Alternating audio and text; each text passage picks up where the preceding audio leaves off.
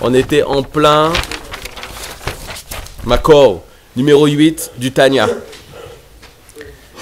On était en plein Tanya du Rabbi Lubavitch, le premier Rabbi Lubavitch, le Rabbi Shlomo Zalman. Shneor Zalman Miladi. Slicha. Et on se pose la question, c'est quoi Avat Israël? C'est quoi véritablement aimer Israël? Et le Rav nous dit, il faut d'abord savoir que le corps doit être nivzé, méprisé. Et on avait expliqué que tout l'union du corps, c'est recevoir. Le corps, il est là pour recevoir. Et c'est le côté égoïste de l'homme. Le côté spirituel de l'homme, qui est opposé au corps, c'est le fait de donner. Mange pas tzaddik. Le fait de donner. Une fois, on avait fait aux enfants un travail très simple. Tout ce qui est spirituel, c'est donner. Tout ce qui est matériel, c'est recevoir. C'est-à-dire, si tu vas voir, on n'a rien contre l'argent. On n'a rien contre la matière. Tu peux construire des maisons et avoir 1 milliard de shekels dans ton compte en banque. C'est pas ça le problème. Le problème, c'est toute la matière. Est-ce que c'est considéré chez toi comme un moyen pour pouvoir donner, pour pouvoir apporter, pour pouvoir l'étaken, l'état olam, réparer le monde, Bemalchut Shaddai selon la royauté divine? Ou tout ce que tu fais, toute la matière, c'est pour pouvoir recevoir, profiter égoïstement. C'est ça la différence entre un matérialiste, une personne qui donne l'importance à la matière, et une personne qui a de la matière. Pas avoir un juste milieu, non, c'est-à-dire ne pas tout donner, c'est-à-dire ne pas mentir, dire tout mon argent il est pour les gens, c'est un peu de chose pour moi aussi, mais genre, je fais aussi beaucoup Non, il faut un juste milieu. Et recevoir, marqué dans la Mishnah, dans Pirkei Avot, Ezohi derer yeshara, quel est le droit chemin? Tiferet leosea et Tiferet lomina adam. C'est bon pour les gens et c'est bon pour lui. C'est-à-dire que, Nachon, qu'une personne qui va avoir une fortune, il ne va pas donner tout son argent aux pauvres. Pourquoi? Parce que ça va être bon pour les gens, mais ça peut être pas bon pour lui. Ça va être bon pour les autres, mais pas bon pour lui. Mais de notre côté, s'il garde que son argent, alors c'est bien pour lui, mais pas pour les autres. Alors, il faut trouver ce juste milieu. Le Rambam, il va dire qu'il faut avoir une étia plus de donner que de recevoir.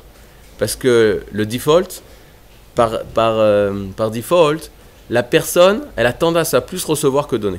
Dis Réhouven, qu'est-ce qui est plus facile, de donner ou recevoir?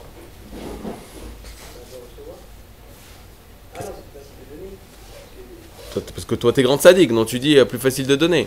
Plus facile, c'est recevoir. Plus facile, c'est recevoir.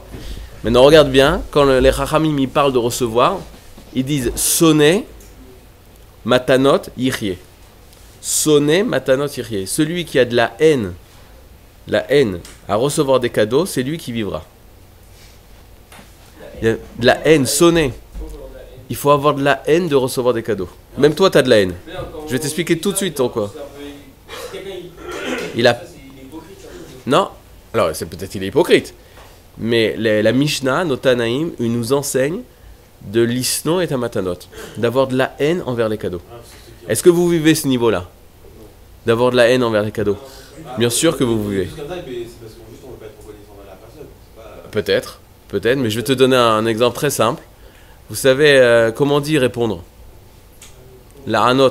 Comment on dit faire souffrir? Les hanot. Inouï, bemitzraïm. Vous vous rappelez? Vayahanou. Les hanot, c'est faire souffrir. On se pose la question, comment ça se fait que répondre, c'est faire souffrir? Quand la personne a te posé une question, il souffre. Que tu vas lui donner la réponse. Il aurait préféré trouver tout seul. Alors tu vas dire, oui, mais ça vient du côté égoïste de l'homme, ça vient du côté orgueilleux de l'homme. Mais il y a une souffrance du fait de devoir recevoir des autres gratuitement. Quand est-ce que tu es heureux? C'est t'as tellement cherché d'avoir la réponse, tu t'es cassé la tête, et là, pitom, tu as la réponse, tu mérites la réponse, alors ça va. Regardez le cours, lequel vous avez le plus profité. Quel est le cours de Torah, ou le cours, je sais moi, de Chol même, les Avdil, où tu vas profiter le plus, tu vas être le plus heureux quand tu vas sortir? C'est quand tu t'as cherché tellement, et le Rav, il arrive, il te donne la réponse. Tu méritais cette réponse, tu étais heureux. Quel est le cours, tu sors, tu es le moins heureux, quand tu as donné à manger, sans que tu aies fait aucun effort? Quand tu te poses une question, comment ça se fait que je ne suis pas heureux dans ce shiur? Comment ça se fait que je ne suis pas bien dans ce shiur? Parce que tu fais aucun effort.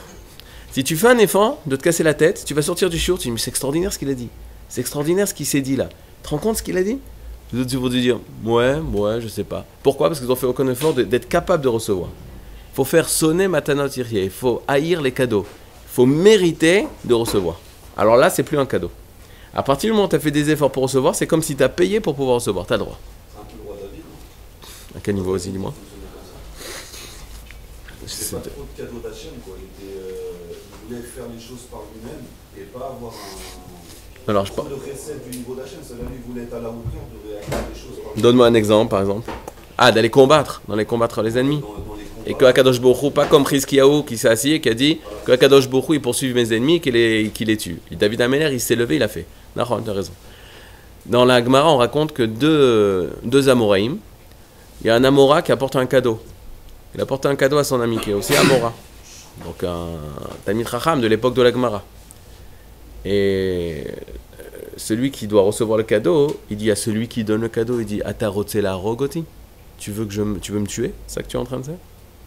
Pourquoi? Parce qu'au moment où je vais recevoir de toi, je vais mourir. Alors il dit quoi? Quel écart? À tel point? C'est si grave que ça de donner un cadeau, de recevoir un cadeau?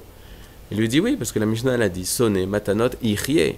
C'est seulement celui qui a de la haine de recevoir des cadeaux, ichye, il vivra. Et si tu reçois des cadeaux, qu'est-ce qui se passe? Ben, tu mourras. Pas mourir, il meurt, il respire plus.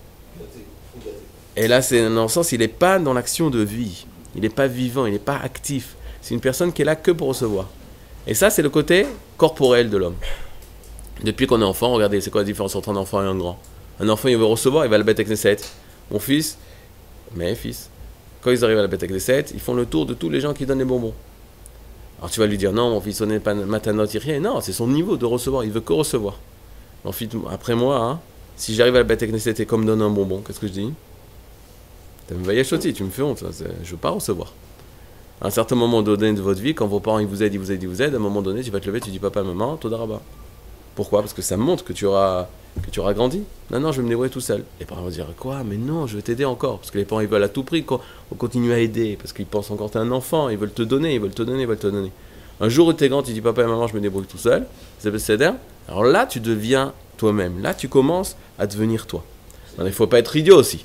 C'est-à-dire que quand tu vas devoir étudier la Torah, tu vas devoir avoir un métier, etc. C'est sûr qu'il y a une période où tu dois recevoir des parents. Alors ok, mais tu ressens une gêne, c'est normal, mais c'est très bien.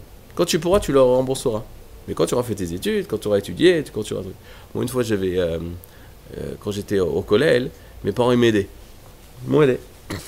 J'étais marié et tout ça, c'était pas si simple. Et mes parents ils m'aidaient. Un beau jour, je suis allé les voir. Je leur ai dit non, c'est bon, je vais me débrouiller tout seul, etc. Et j'ai demandé ça au Rav. Le Rav, il m'a dit, et comment tu vas faire? J'ai dit, je vais travailler, je vais moitié étudier, moitié travailler. Il fait, ça veut dire, t'as ma psych, le mot. Il dit, t'arrêtes d'étudier la Torah, ça veut dire. Si tu fais moitié travail, moitié étude, c'est-à-dire, t'arrêtes de te donner 24 heures sur 24 à la Torah. Il fait, oui, mais je veux être indépendant. Il fait, Makara, tu te bats, Kilou, pour être indépendant? Tu ne comprends pas l'importance d'étudier la Torah? Alors, Nahon, continue à aider tes parents, continue à recevoir de tes parents, mais à sentir de la gêne. Alors là, c'est Besséder. Et quand tu pourras, tu redonneras.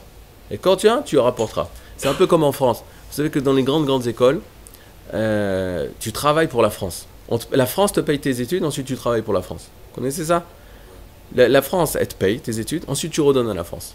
Alors tout d'abord, tous les Talmidei Chachamim, les gens qui étudient les yeshivas 24 heures sur 24 pour devenir rab, il faut qu'ils aient dans la conscience qu'ils font ça, mais après ils doivent à qui? À qui ils doivent? Au Ham Israël. Après, ils doivent se donner entièrement à Israël. Parce que l'Am Israël, il les a aidés pour pouvoir leur donner la possibilité de pouvoir étudier. Et bon, Hachem, aujourd'hui, regardez l'État, combien de personnes peuvent étudier la Torah et l'État les aide. Il n'y a pas que l'État qui les aide, mais l'État, il les aide.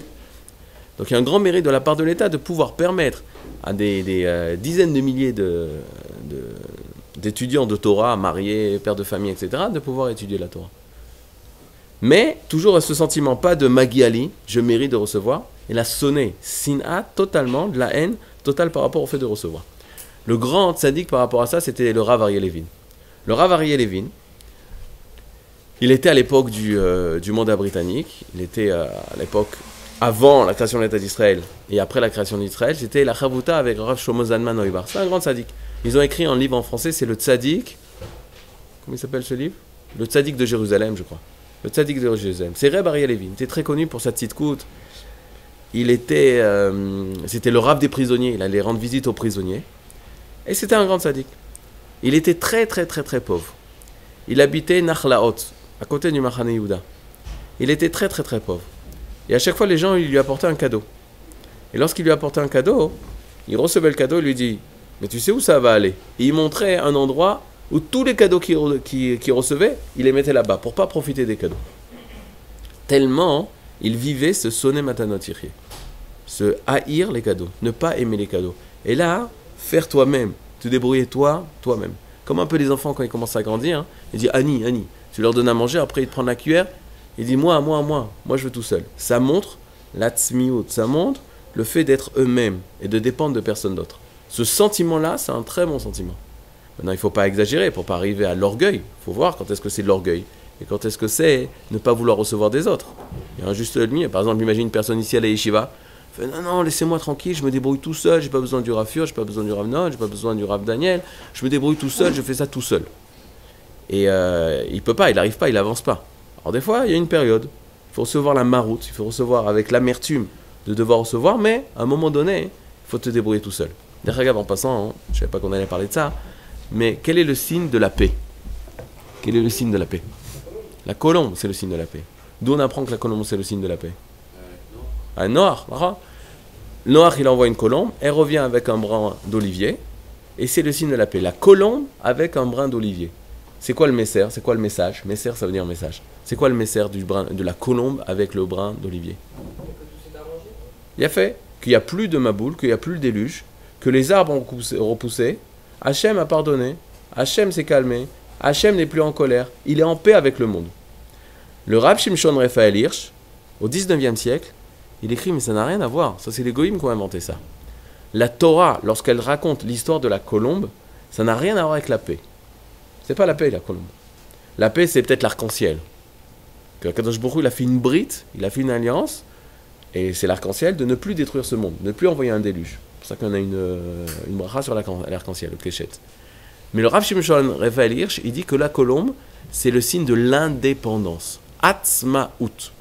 Comment c'est possible? La colombe, elle, pendant toute la période où elle était dans la Teva, dans l'arche avec Noé, qu'est-ce qu'elle faisait? Elle faisait que recevoir.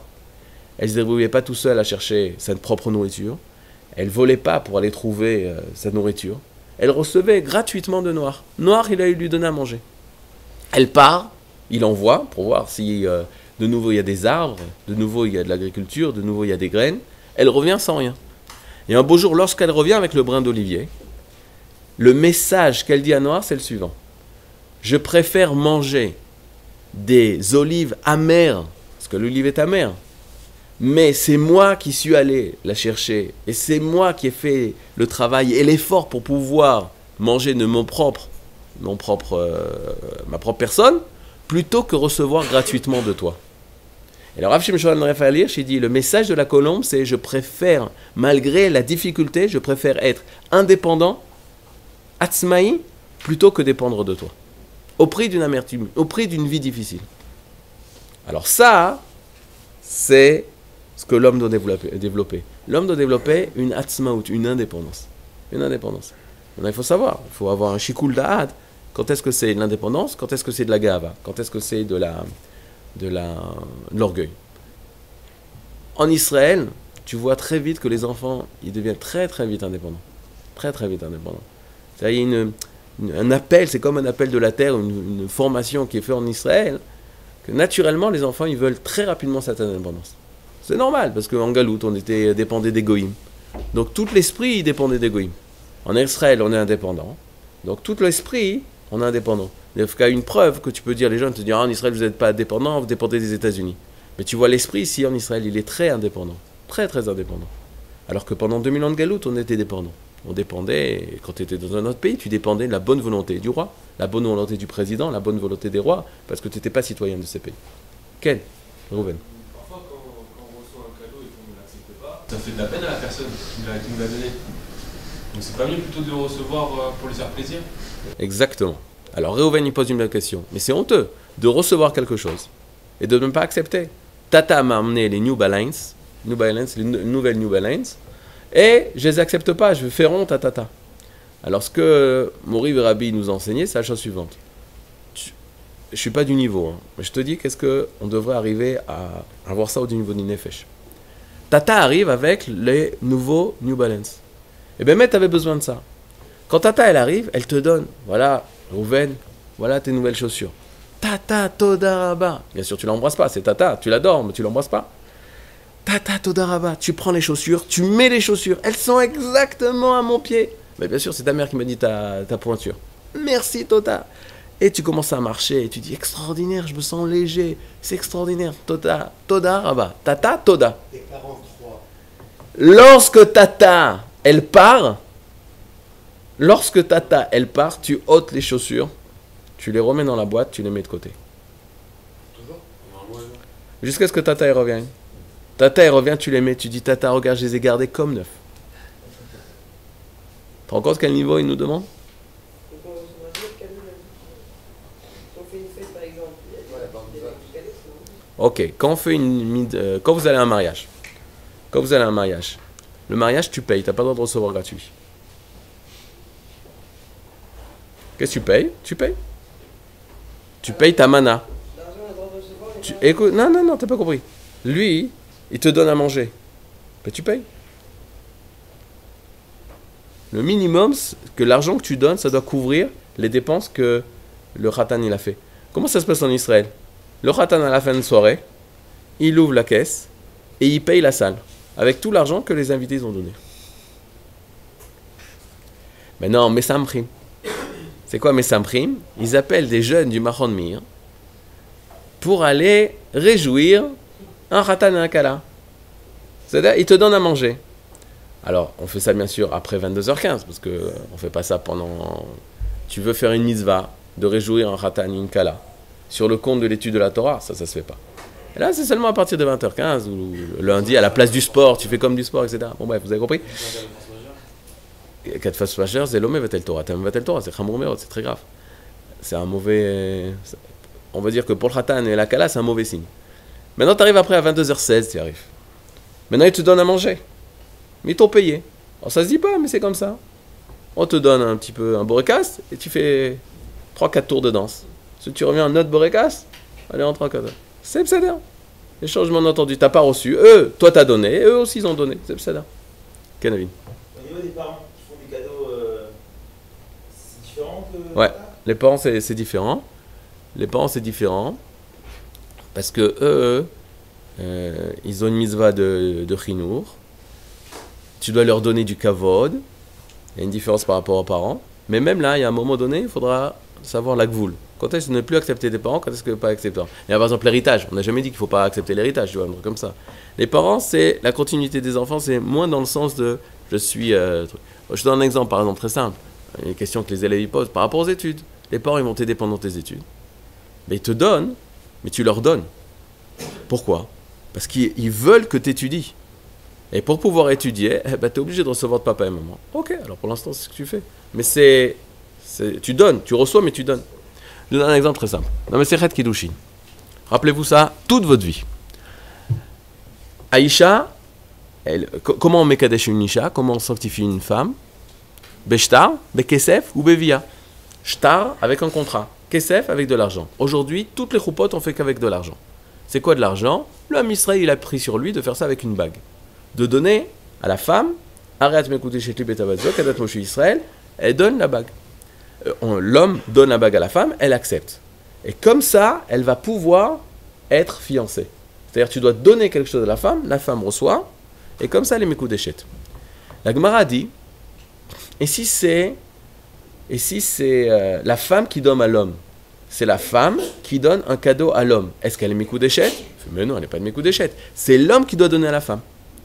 Et la Gemara dit, mais si c'est un Ish Rashuv, si c'est un homme important, on dit, si c'est un homme important, la femme qui donne à cet homme important pour être Mekudeshet, s'il accepte, elle est Mekudeshet. On ne comprend pas, ça veut dire quoi? Pourquoi?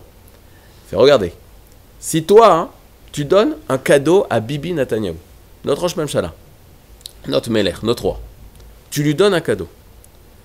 Les caméras, ils ont vu une action, que Moshe, il a un cadeau dans les mains, et il donne à Bibi Netanyahou, et tout le monde filme. Tout le monde a vu que Bibi Netanyahou a reçu de Moshe, et Moshe, il a donné à Bibi. On n'a pas le droit de l'appeler Bibi, je pense, Monsieur Netanyahou. Mais dans Makara, qui a donné à qui? Qui a donné à qui? Moshe au président Netanyahou, au Rosh Hamamshala Binyamin Netanyahou, ou c'est Binyamin Netanyahou qui a donné à Moshe? Alors d'après la Gemara dans Masechet Kiddushin, étant donné que c'est un homme chashuv, c'est un homme important, C'est Bidiouk, Binyamin Netanyahu, qui a donné l'honneur de recevoir. Donc, qu'est-ce qu'on voit? Quelque chose de bizarre. L'action extérieure, c'est donner, mais l'action intérieure, c'est recevoir. Alors, c'est Besséder. Ça veut dire que quand Tata, elle donne, et toi, tu fais l'action de recevoir, tu lui as donné. Donc, on ne va pas dire de ne pas recevoir. Ah, Tata, je ne veux pas. Et là, le fait de lui donner kavod de recevoir, tu lui donnes. Tu lui donnes de l'amour, tu lui donnes de l'attention, tu lui donnes ça. C'est basé sur quoi? Sur le sacrifice de Caïn et Abel? Le fait qu'ils ont fait une offrande, c'était accepté par Hachem? Ils ont donné à Hachem. Ils ont reçu d'Hachem. Hachem leur a donné, ouais. Le fait d'accepter. Exactement. Le fait d'emmener un korban, Hachem nous donne. Les gens ils disent, mais c'est qui ça, Kadosh Baruch Hu? Il demande tellement de choses. Il demande des mitzvot, il demande des sacrifices, il demande du temps, il demande qu'on pense à lui. Le fait qu'on lui donne et que lui, il accepte nos prières, il accepte nos korbanot, il accepte des trucs, en fait, c'est nous qui recevons. Exactement.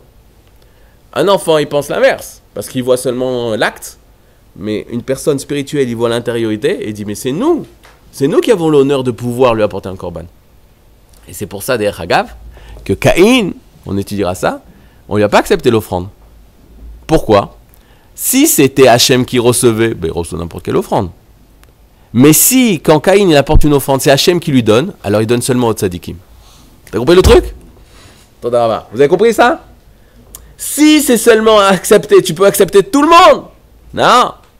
Étant donné qu'apporter une offrande à Kadosh Baruch Hu, c'est à Kadosh Baruch Hu qui te donne, alors ça donne seulement les tzadikim.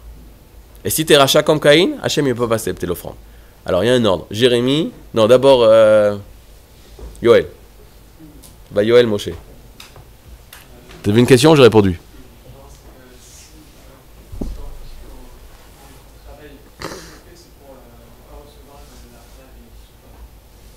Exactement. Ouais. Il aurait pu créer sans ce sentiment? Ouais, mais c'est un kiff. C'est ça le truc. Exactement. Mais c'est vrai. C'est vrai. C'est vrai. C'est-à-dire que, on y va. Il dit la phrase. Assour de l'ekame nechama de kisoufa. Nechama de kisoufa, je traduis nechama, le pain kisoufa de la honte. On n'a pas le droit de recevoir le pain de la honte. C'est quoi le pain de la honte? Tu reçois gratuitement. T'as rien, on te donne. Quelle est la plus grande mitzvah de la tzedaka? Donner l'argent devant lui? Non. Venir devant un pauvre et lui dire tiens, 100 shekel? Non. C'est un niveau, c'est déjà un niveau énorme. Mais le plus haut niveau de la tzedaka, d'après le Rambam, c'est quoi? Lui trouver un travail. Caché. Encore plus caché, de manière cachée, t'as raison. Il ouvre, je sais pas moi, dans son pitom, il cherche dans son costume Hugo Boss, il cherche, tac. Trouve 100 shekels. Tu l'as mis quand il dormait, etc. Caché. Mais le plus haut niveau de la tzedaka, de faire du bien à quelqu'un, c'est lui trouver un travail. De lui apprendre un métier. Pourquoi? Pour justement, non seulement sortir du fait de recevoir, en plus, ne pas être dans le nechama de kisoufa, de recevoir le pain de la honte qu'on te donne. Et derrière, c'est ce qu'on dit dans le Birkat Amazon. Vélo l'idéal vatam. On ne veut pas recevoir de leur prêt, de matanot basar vadam, des cadeaux des hommes. Et là, miyatra arechava, de ta main, Hachem, on veut. On veut uniquement de ta main. Le pire, vous savez, quand il y a des gens qui se prennent pour des tzadikim qui lisent ce passage, ils disent, oui, bien sûr, j'ai reçu. Donne-moi, c'est Hachem qui me donne à travers toi. Toi, t'es un pion, toi.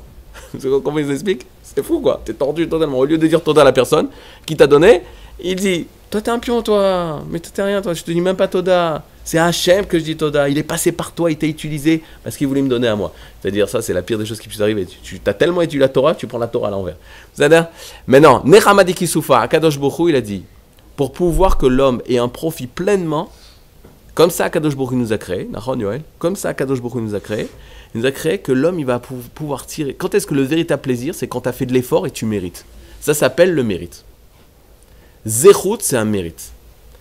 Zechut, ça vient du mot. De quel mot ça vient, Zechut? Du mot zar. Zar, ça veut dire limpide. Tu as de l'eau qui est troublée. Tu enlèves toutes les pierres, toute la terre de cette eau, sinon limpide. C'est-à-dire, Zechut, c'est pas j'ai reçu un mérite, poum, je ne méritais pas, et puis top, j'ai un mérite des parents, des grands-parents. Non. Que moi, je suis arrivé à me purifier. Alors, qu'est-ce qu'il dit? Qu'est-ce qu'elle dit, la Torah? Fait une personne qui arrive à se purifier, c'est une personne qui s'est fait lui-même, c'est-à-dire que lui, il a fait l'effort de se purifier. Alors, il a le plus grand mérite. C'est-à-dire que la position de l'homme, c'est tout le temps, moi j'arrive à faire ça seul, moi je suis capable de faire, je mérite ça. Et là, j'ai le plus grand plaisir à recevoir. Rappelez-vous les choses que vous avez fait des efforts pour pouvoir recevoir, pour vous, ça a été les plus beaux cadeaux. Rappelez-vous les choses que vous avez reçues sans faire aucun effort, vous avez profité un jour, 2 jours, mais après, pour vous n'avez pas apprécié ça. Parce qu'on aime, c'est-à-dire l'homme de l'intérieur, il comprend que recevoir gratuitement, c'est l'otov, c'est pas bien. Ken, Daniel.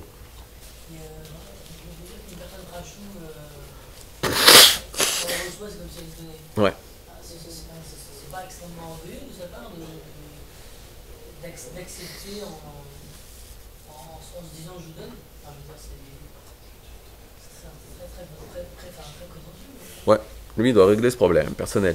Mais quand c'est M. Netanyahou, il est conscient que c'est pas lui. Lui il a rien, mais il représente quelque chose. Là j'étais étonné une fois. J'étais étonné qu'on avait un Rishon LeZion, je peux dire son nom, le Raman de Chayou, il roulait dans une super belle voiture. Et moi, je sortais, je dis non, c'est pas bien, il faut être anav, il faut truc, machin, etc. Et un Talmid Chacham me dit, Atalom Evin Kloum. Le Rav Mandechayou, il ne sait pas dans quelle voiture il est. Qu'il soit dans une 2 chevaux. Vous savez ce que c'est une 2 chevaux? Ah ouais, ça existe encore? D'accord, les anciennes voitures. S'il est, que pour le Miprinato de son côté à lui, qu'il soit dans une 2 chevaux ou une Jaguar, c'est exactement la même chose pour lui. Mais pourquoi il fait ça? Par rapport à ce qu'il représente. Qu'est-ce qu'il représente? Il représente le rabbinat d'Israël. En tout d'abord, M. Bibi Netanyahou, il a un Mahamad, il a un statut de représenter tout le peuple d'Israël. Et il n'a pas le droit de se balader en short. Parce qu'il me représente. Et c'est pas kavod. C'est-à-dire, tout ce qu'il fait, c'est en tant que représentant d'eux. Lui, il est clown. Mais sa fonction est. C'est pour ça que quand tu vas te lever devant lui, tu te lèves devant le Ham Israël à travers lui. Vous savez qu'Eliyahu Navi, il a eu une guerre énorme avec Achav. Achav, c'était le roi. Et le roi Achav, il était tellement rachat qu'il voulait tuer Eliyahu Navi, il est terrible, etc. Mais un jour, Eliyahu Navi s'est présenté devant Achav et il dit, il s'est arrangé sa ceinture. C'est motonav, c'est-à-dire sa ceinture, il commence, comme on dit aujourd'hui, il arrange sa cravate avant de rentrer chez Achav. Ah ben Achav, c'est un rachat, il veut te tuer, il a tué des prophètes déjà. Non, Achav, étant donné qu'il est roi, il représente 10 tribus. Tu dois lui donner du kavod. Nachon, tu dois haïr ses actes et dire la vérité à Achav, comment il se comporte mal et que Akadosh Baruch Hu ne veut pas son comportement et n'accepte pas son comportement. Mais kavod, tu dois garder du kavod. Du respect face au roi d'Israël, tu dois garder du kavod. Ken, on est arrivé, on va s'arrêter. Hein? Pareil pour le roi des Goïm, ouais. Pareil pour le roi des Goïm. Après, je vous fais une blague en dehors d'Internet pour pas qu'on ait des problèmes. Mais pareil pour les Goïm, il y a même une bracha. Quand tu vois un roi, mais un vrai, pas un président. Il y en a qui disent que le président des États-Unis, oui, je sais pas pourquoi. C'est tellement une grande puissance que oui. Mais quand tu vois la reine, ou le roi de Belgique, ou un roi d'un État, tu dis,